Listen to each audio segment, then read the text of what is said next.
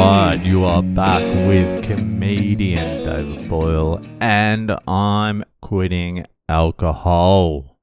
So the chaos continues in India. My father-in-law was admitted to hospital yesterday. He was feeling a little bit woozy after going for a little walk, a minor walk. It was probably more to do with the ghee-drenched dosa than the little walk, but he was feeling a little bit short of breath, a little bit of pressure in his chest.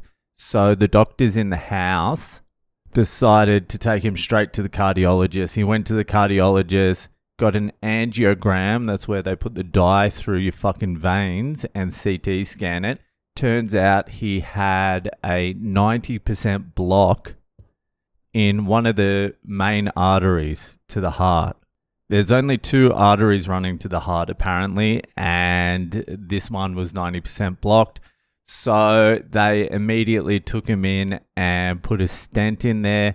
He's in there now, but it's just chaos now because there's social and cultural rules you have to follow. Everyone has to go into the hospital and show some sympathy. He's staying an extra day because he wants to soak up the sympathy. That's what he said. He's like, everyone has to come see me. I might just hang here for another day so they get a chance to show their regards. And my wife's going off her head. She's like, it's fucking New Year's Eve. You're fine. Get out of hospital because I don't want my mum staying here with you on New Year's Eve just so you can get the sympathy. My wife's pretty cold with her dad at the moment because she's been on him about his diet for years. And he has pretended he's changed his diet because the Indian diet is so completely fucked. It's a killer. I would like to know how many people per year die because of the Indian diet. It's got to be in the hundreds of millions. It has to be. So she's raging, but she's keeping it low. She's keeping it real low while her dad's in the hospital. It's not even that low. I was there this morning. I had to get up this morning to go show my sympathy, go visit my father-in-law in the hospital. I had to get up after 5.5 hours sleep to do that. And then I spent 4 to 5 hours at the hospital. And I have 3 shows today.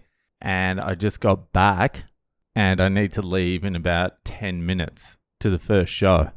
So it's been hectic. And I thought I was going to get more time, but on the way, home, we were dropping, there must have been about 10 Indians in the car. We were dropping them at a bus station and they took one of the passes you need to get into the hospital. So we had to wait for them to get to us to drop the pass off. That killed half an hour. Half an hour I needed to do this pod, have something to eat, have a coffee, and then just head out. So now I've got 8 minutes before I need to put my fucking Levi's on and my boots and get back out there, make the people happy. But anyway, we're at the doctor. My father-in-law's fine, by the way. It was a simple procedure. They just put a stint in or a stent, whatever the fuck they're called. It goes in through your arm and yeah, they get you out in a day. But one of the good things was as soon as he started feeling woozy, he told someone and they just got him straight to the cardiologist because he could have had a heart attack, a major heart attack at any stage. So it was great that he didn't ignore it. And we all praised him for it. We were like, at least you didn't ignore it. At least we got it in time and we figured it all out. So we get to the hospital. I got to the hospital and I'm like, Mawa, that's what you call him. Mawa, that's what you call your father-in-law. That's the respectful version. Mawa. Mawa, thank God you got it in time. Thank God you just went straight to the cardiologist. Everyone was saying that. And then my wife and my brother-in-law were sorting out the insurance and they must have got hold of the doctor's notes or something. And apparently he had been feeling the same thing for 3 full days, and he just ignored it the whole time, didn't say anything, and on that last day he was really feeling it, and that's when he told someone.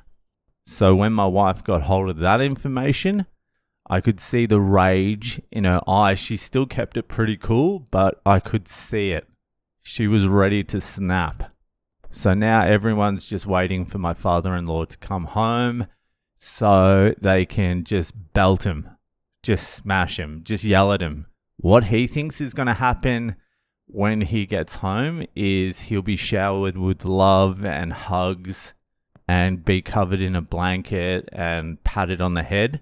What's really going to happen is my wife, my sister, my mother-in-law, my brother-in-law, everyone's just going to smash him. It's going to be a sight to behold. Anyway, this is the end of the year. I'm getting this out of the way early because I've got 3 shows tonight and I'm meant to be going somewhere afterwards, and I just can't do another late nighter. So it's coming out early. What a year 2024 has been. I spent most of it in a fucking tunnel covered in shit, but that's the way the cookie crumbles. Bitcoin forever. Let's have a big fucking year 2025. That'll do for today, and I'll see you next year.